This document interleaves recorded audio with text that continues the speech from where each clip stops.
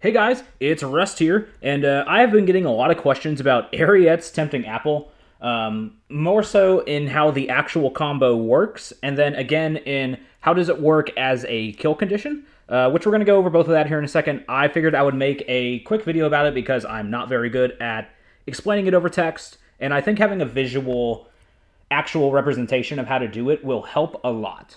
So I'm not going to waste anybody's time. Let's just go ahead and do it. The big thing is that you need a Mask with Nexus in play already, or you can tutor into play. Just it might take a couple turns to get the setup done for it, but this combo is pretty cool. You'll also need your commander in play, obviously, and then I have a Grafdigger's Cage in play just because the loop works through that and Null Rod. But I figured just for simple cases, I would keep the Cage in play. So we're gonna draw for a turn, which is hey, sick. So play that for our land for turn, and then we are going to go ahead and cast our Goblin Welder. So that does mean it will be summoning sick this turn, but that is not an issue because the apple gives haste. So once we get our Goblin Welder into play, we can cast the apple. On Apple ETB, we can use it to, quote-unquote, untap Goblin Welder and give it haste until end of turn. At which point, we can sacrifice our 5 treasures, after that has happened, and activate our commander.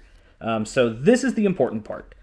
It can be in your hand, great, but you prefer it to be in the deck. You are going to want to get Sculpting Steel, which I will have right here.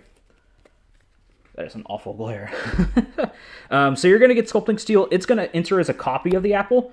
You'll sacrifice the original to the legendary rule, and then you will have an Apple ETB trigger on the stack. So with that trigger on the stack, you're going to hold priority. You are going to activate the Goblin Welder that now has haste because of the original apple, targeting the new apple from Sculpting Steel and the original. So whenever you do this, you will make a treasure token, because it is a dwarf off of Mask with Nexus and your commander's in play. And you are good to let that ability resolve. So Sculpting Steel will go to the graveyard, the apple will come into play, and then Apple ETB again, you will untap the Goblin Welder. So now what you can do is you can use the Goblin Welder to activate the treasure and the Sculpting Steel. Whenever you do this, you will make another treasure. And then we can let the Goblin Welder ETB resolve. So that's going to take away one of the treasures that we targeted, and then put the Sculpting Steel back into play, which it is going to enter as a copy of the apple. Sack 1 to the legendary rule, and then we will untap it due to the Apple ETB. And then you can kind of see where I'm going with this. We can activate the Welder now, targeting Sculpting Steel on the apple to make a treasure on activation. And then we let the ability resolve, put apple into play, Sculpting Steel in the graveyard, untaps.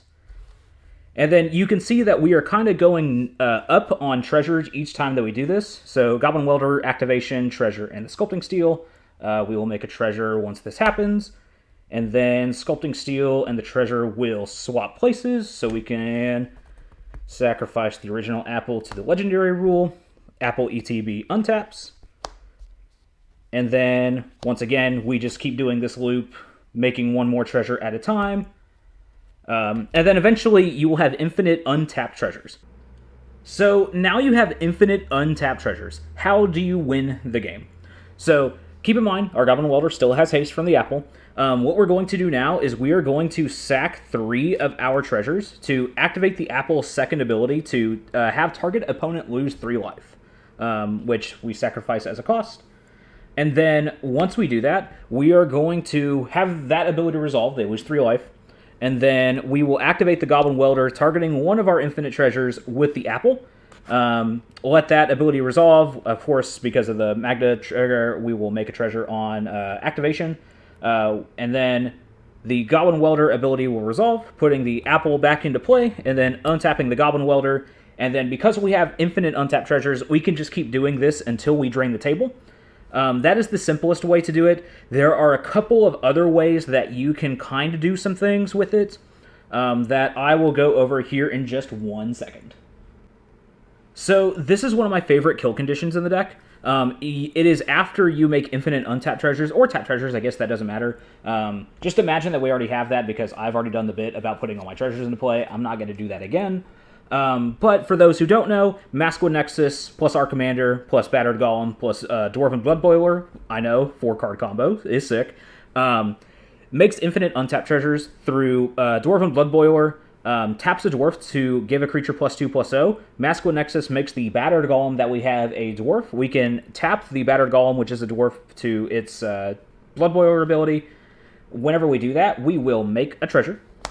And then because an artifact enters the battlefield, this will untap. And then that's kind of the loop that we do with making infinite untapped treasures that way. So this is a loop that you do after you've made your treasures. So the first thing that we're going to do is we are going to tutor into play Dwarven Scorcher. It is a dwarf that has a sacrifice ability on it. You can pay one, or rather, you can just sacrifice this to deal 1 damage to any creature unless its controller pays 2 life.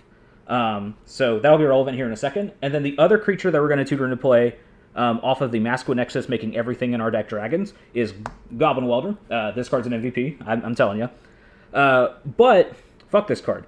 I'm going to sacrifice the Dwarven Scorcher to deal 1 to the Goblin Welder, so we can put it in our graveyard, because that's where this thing belongs. I want it there. And then we are going to put into play Agatha's Soul Cauldron. I know a lot of people are kind of torn on this card. I think this is a great piece for just the mid-range value decks, but I'm using it as a combo piece for right now. So I'm going to use the Agatha's Soul Cauldron to exile the Goblin Welder to put a +1/+1 counter on the Battered Golem. So the Goblin Welder will get exiled. This will get a +1/+1 counter. And now the Battered Golem is going to have the Goblin Welder activated ability on it. So at that point, let's just assume that this does not have haste. We will tutor the Apple into play to give it haste. That was not an issue that I had. I did not care about it, so here we are.